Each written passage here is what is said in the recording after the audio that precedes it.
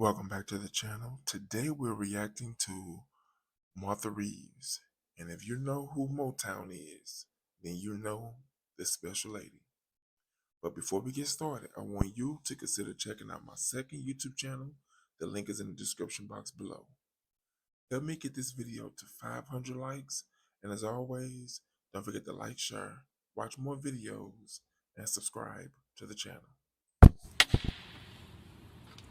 Before I forget again, maybe you can start by saying that Smokey Robinson had written this song for the company, and it goes like this.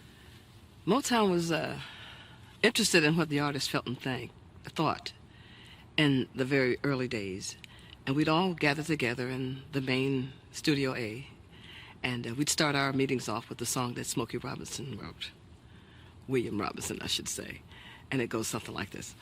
We are a very swinging company, working hard from day to day.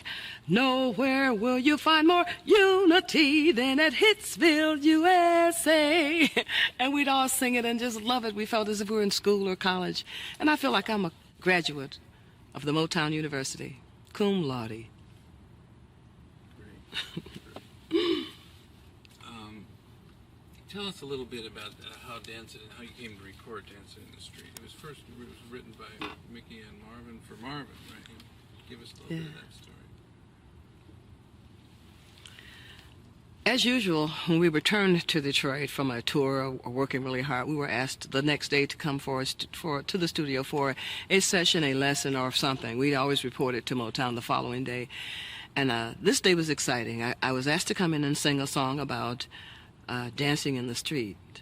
I had been to Rio de Janeiro, and I also been to New Orleans and knew what carnival time was like, so I had an idea of what dancing in the street would be like. But when I heard Marvin's version and he sang it, his melody didn't quite fit me. He was singing something like, calling out around the world, are you ready for a brand new beat, baby? More his style, right? I said, well, that doesn't really fit me. It's too low in that key. After my first try, I didn't like the song. I said, well, can I try it the way that I feel it? And Mickey and Marvin gave me the go-ahead. It took 2 takes after that. The first time was a try, and the next one was a take. I only sang it twice. And he came up with our biggest #1 record and the most excitable song I've ever heard or sang in my entire life. Tell me your thoughts about the song that you just sang in the comments.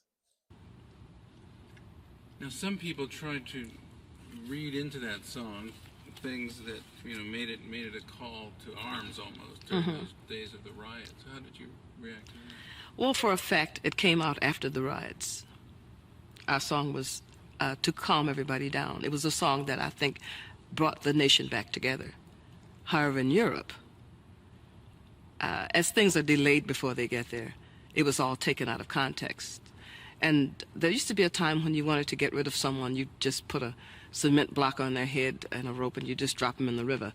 Nowadays, it takes a rumor, and that's all you need is like bad report. And that bad report went all the way to England. And I've had to defend myself on a lot of occasions to explain to them that dancing in the street and every Motown song was about love. If you listen to the lyrics, it's an invitation to party. And that's what we've done with it. Partied all over the world. Thanks. Let me ask you a little bit more about Maxine Powell. Okay. Tell me kind of specifically some of the things she taught you and what it was like to be in a session with her. And did some of the artists resent this, feel like they didn't need it? Our introduction to Mrs. Powell was the best thing that ever happened to us, especially me, because I was captain of my cheering team. I have 6 brothers, and I was a bit of a tomboy. You would sort of call me rowdy, except with my exception of singing in the choir. I wasn't a very quiet person, I'll be honest. But meeting Mrs. Powell and seeing how charming she was and getting proper instruction, she taught us all how to handle ourselves and to be accepted by kings and queens with the class that she instilled in us. She always told us that charm and grace will get us farther in the world than anything else, and she was absolutely right. She taught us to walk, she taught us to sing, to sit, to do whatever it was, and to make our physical appearance likable. She said to us, you're not the most beautiful women in the world, and you're not the most talented people in the business. But when I finish with you, you'll all have the charm and class that'll take you and all over the world and make you presentable to kings and queens, presidents, anyone in the world. You'll be accepted because of what I'm going to teach you. And she was absolutely right. Did you believe it at the time? When I first met Mrs. Powell, she had such an air about her. Whatever she had, I wanted some of it. And I believed in her. She had also had Gwen Fuqua, Anna, and Esther, Barry's sisters, as students. And they certainly carried themselves eloquently. So I wanted to have some of that. And I took her very seriously. She was the brunt of a lot of jokes, I'll say that, because as young girls, we didn't take her seriously. But I did in my heart, and I applied everything she taught me. And I can't really do anything now without thinking of Mrs. Powell. If I sit, if I talk, if I walk, if I carry myself at all, Mrs. Powell is there because she taught us correctly. She gave us a chance. She gave us an air and a light that we had never seen. And I'll always be grateful to her. Good. Let's cut for a moment, please. Okay, and Martha, looking right into the lens.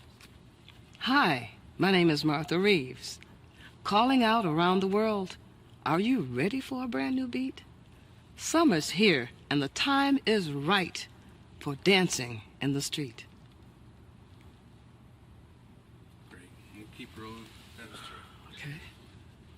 Let me ask you a little bit about Smokey as a songwriter and a producer and how important he was to the whole Motown. I met Smokey Robinson. we called him Smokey. I met William Robinson as a doo-wop at the Warfield Theater in an amateur contest. Later on, after I was invited to Motown Records, I saw him again as the lead singer of The Miracles. We went on tour, a Motown review for 94 One-Nighters, and most of Smokey's time was spent writing. He and Claudette were married, but she was sort of gracious to spend her time with us girls because of the lack of space in different hotels. And marriage was like put on the back burner because Smokey was busy writing. He was always with pen in hand, rhyming something or sort of disillusioned or a little way distracted, writing beautiful lyrics. He's got to be the best and the greatest songwriter in the world. And I've had the occasion to sing a few of his songs. No More Tear-Stained Makeup, Hope You Have Better Luck Than I Did. Wonderful songs that he wrote and sang. Tears of a Clown. I love his music and love his lyrics, but he's the poet of our generation and one of the best. Tell me one of your favorite songs of his. Let me ask you too about Harvey Fuqua and what he brought to the party at Motown, how important he was to. Harvey Fuqua has, on occasion, he and Johnny Bristol were a team, have on occasion produced us, Martha and the Vandellas. However, his baby was Marvin Gaye. He brought Marvin Gaye to the company and was influential in getting he and Tammy Terrell together and wrote most of their songs that they penned together. Harvey was a moonglow, though, and that's what sticks out most in my mind. I first saw him here at the Fox Theater with Etta James when it was Harvey and Etta as a duet. And after that, then I got involved in who he was and where he came from. But that was my first impression of him, doing a duet with Etta. And he headed up the artist development section, right?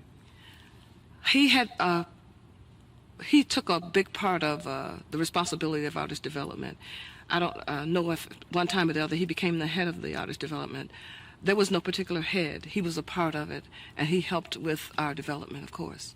But he was the kind of guy who would come up with a good song every once in a while, and he'd spend time with you in the studio to make sure that you got it right. But the joy would be to hear him sing, because he's got an outstanding voice. I always had fun listening to the producers. Most of our producers were, I guess, frustrated singers who didn't want to sing anymore but wanted someone else to sing what they felt. And Harvey was one of the guys who you didn't mind because he had such a wonderful voice. Cut, please. Let's see how much we have left. So, we're in the late 60s now. The Vietnam War affected a lot of our songwriters. And there were messages that needed to be told, mainly because of the controversy. Some people were for that war, some people thought it was necessary, and some people thought it was an absolute waste of human lives. and I was asked to sing a song written by Pam Sawyer. I Should Be Proud. Well, the CIA got a listen of that and got wind of it and took it off the air. I was scrutinized and followed around for a while. It was about Vietnam, the Vietnam War. I had received a letter that my husband, John C. Miller, had got shot down in Vietnam, and I should have been proud, but I didn't want a silver star. I wanted the good man they took from me, and that one didn't go. Tell me your thoughts about the fact that she said she was followed around. Do you feel something like that should be happening just because a person sang a song? Tell me your thoughts in the comments. It's listed on our greatest hits album, but it was not a song that was allowed to play on the air. So some of the protest songs made it through, some of them didn't. But that was my only time that I ever sang a song that didn't have absolute love behind it. Talk just for a second about Norman Whitfield and what he was doing then. I can't really identify as closely with Norman Whitfield as maybe the Temptations can, because they sang his product. I did one song by Norman Whitfield called I Gotta Let You Go, and it sounded like something he had done for the Temptations. He was one of the guys who pulled them through and got quite a few hits on them. He did special albums, and he did a lot of protest songs. Social awareness was brought out through a lot of the Temptation songs. And he was sort of a radical, a big guy, and very outspoken, very humorous, but a delight to work with, and quite a genius. He knew how to pull songs from writers and produce them. The one that stands out mostly in my mind is I Wish It Would Rain, where the gentleman actually committed suicide. He was so in love with his wife, but Norman pulled out the talent and got that song expressed for him before he passed away. Thank you very much. All right. We're going to relight a little bit and do this. Okay. Okay, we were getting into talking about Holland Dozier Holland. Maybe you could just pick up about how they worked as a songwriting team and what made. I mean, they had so many hits in a row for a while there. It's like unlike anything that ever happened before. Upon arrival at the Motown Museum and the A&R department, I was asked to answer a phone and told by William Stevenson that he'd be right back. Well, his right back was about 2 hours, and in the process of that, I was answering the phone as the official A&R secretary. There had never been one before. And the people who came in there were amazing. I saw Andre Williams, who was the hit maker of Bacon Fat. Freddie Gorman came in, the writer of Mr. Postman. And then there was this guy who came in called Lamont Dozier, who had a hit record out called What Goes Up Must Come Down. There was also a guy there by the name of Eddie Holland, who had just recorded Jamie, and his kid brother, Brian. They were coming in intermittently, and I was waiting on Mickey to come back, and I had a confrontation with Benny Benjamin and James Jameson about some past session money. But I got to know all the guys. Unlike most of the artists at Motown, a lot of the artists just took the product from the producers but never really got to know them. Well, I got to know each one of them individually and was there when Holland Dozier Holland decided to team up.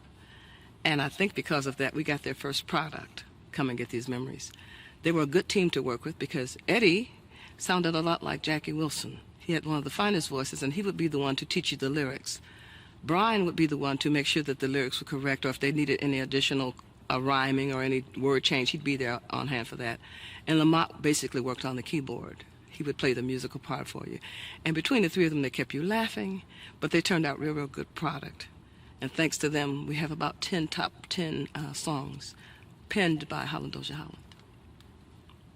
They were ours entirely until Barry assigned them to the Supremes. And I'm sure they were glad to get them, because Where Did I Love Go, Baby Love, and to name a couple, were their introduction to hits. They'd had a lot of records prior to Holland Dozier Holland's input, but after that they became number one, and maybe 7 in a row, thanks to Holland Dozier Holland.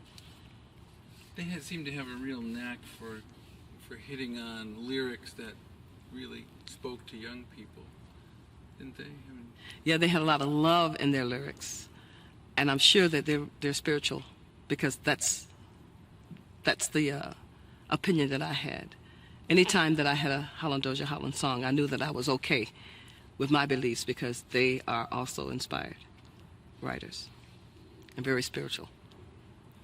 Tell me a little bit about Heatwave and Live Wire, how those songs came to be recorded, and your story about being called in. We had recorded quite a few Holland Dozier Holland songs before the release of Love is Like a Heatwave. And Jimmy Mack had been put in the can because of the Vietnam War.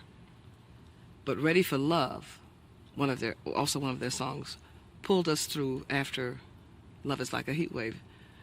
Come and Get These Memories, our very first recording that they wrote together collectively, took us to top 20.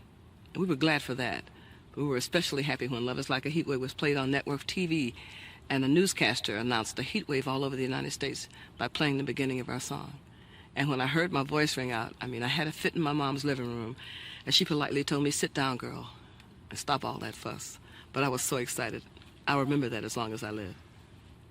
And the follow-up to Love is Like a Heatwave was Live Wire, which is a similar, maybe you could talk a little bit about how these tunes were kind of like the Charleston with a kind of a church flavor. Motown's music. Start again, please, All Mike. right. Motown's music was all reminiscent of jazz, some portion of it or some phase of jazz.